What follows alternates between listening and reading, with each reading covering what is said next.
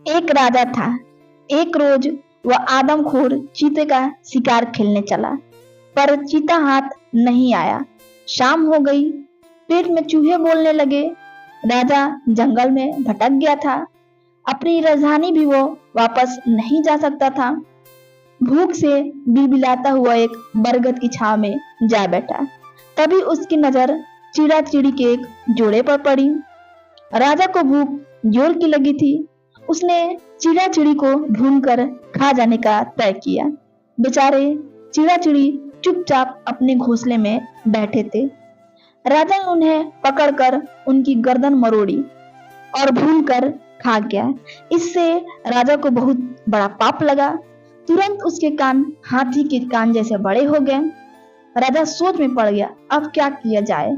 किसी तरह वह जंगल से निकला और अंधेरा होने के बाद चुपचाप अपने महल में घुस गया। फिर दीवान को बुलवाकर सारा किस्सा वो सुनाया। अंत में जोड़ा, यह राज की बात है, कोई जानने ना पाए, न ही किसी को हमारे कमरे में आने की इजाजत दी जाए। राजा का कमरा 7वीं मंजिल पर था।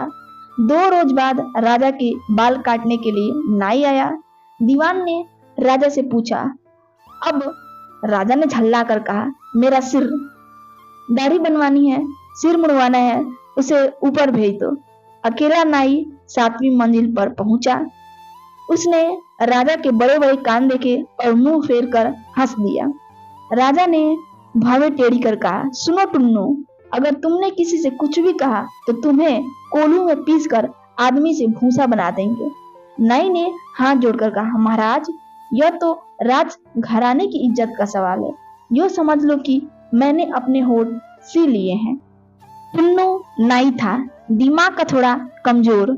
उसके पेट में बात कैसे टिकती। वो इधर जाता उधर जाता और सोचता, बात कहूं तो किससे, जिससे भी कहूंगा वह महल में जाकर चुगली कराएगा और मेरी खटिया खड़ी हो जाएगी। बात मुंह से निकल जाए इससे पहले वो जंगल की ओर दौड़ा। राज उसके पेट में गुरूर कर रहा था, मुंह से कुर पड़ने के लिए जोर लगा रहा था। आखिर नाई ने जंगल में पहुंचकर एक पेड़ से कह डाला, हाथी जैसे कान राजा के, हाथी जैसे कान, कहना मेरा मान राजा के, हाथी जैसे कान। यह सुनकर पेड़ को मजा आ गया। वह मस्ती में आकर डोलते हुए गाने लगा, हाथी जैसे कान राजा के, हाथी जैसे कान, कहना मेरा मान राजा के, हाथी जैसे कान। तभी वहां एक बढ़ई पहुंचा। पेड़ को गाते देख वह तो चकित रह गया। उसने सोचा, क्यों ना मैं इस पेड़ की लकड़ी से बाजा बनाऊं और राजा को नजर करूं। राजा प्रसन्न होगा तो मेरा बेड़ा पार हो जाएगा। बढ़ई ने उस पेड़ को काट उसमें से एक तबला बनाया, एक सारंगी और एक ढोलक बनाया। जब वो इन जादुई बाजों को लेकर महल पहुंचा, दीवान उसे रोक खुद राजा के पास गया और सूचना दी।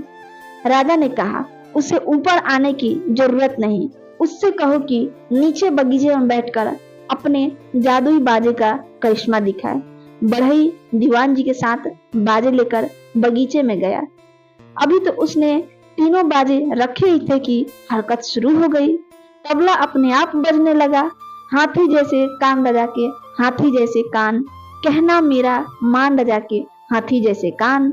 सारंगी भी वही गाने लगा। उत्तर में ढोलक ढप ढप करने बोलने लगा, हाथी जैसे कान राजा के, हाथी जैसे कान, कहना मेरा मान राजा के, हाथी जैसे कान। 7वीं मंजिल के झरोखे में खड़ा राजा समझ गया। उसने बढ़ई को इनाम देकर तीनों बाजे महल में रख लिए। अब बारी नाई की थी। दीवान उसे ढूंढ लाया तो राजा ने कड़कती हुई सख्त आवाज में पूछा, सच सच बता टुन्नू, राज की बात तुमने किसे बताई है?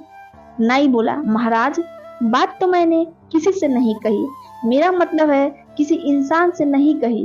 पेट में बहुत उमड़ घुमड़ होने लगा तो मुझे एक पेड़ को बतानी पड़ी। क्षमा महाराज, क्षमा। राजा ने उसे 7 समंदर पार भेज दिया ताकि यहाँ किसी को भी हाथी जैसे कान का राज पता ना चले।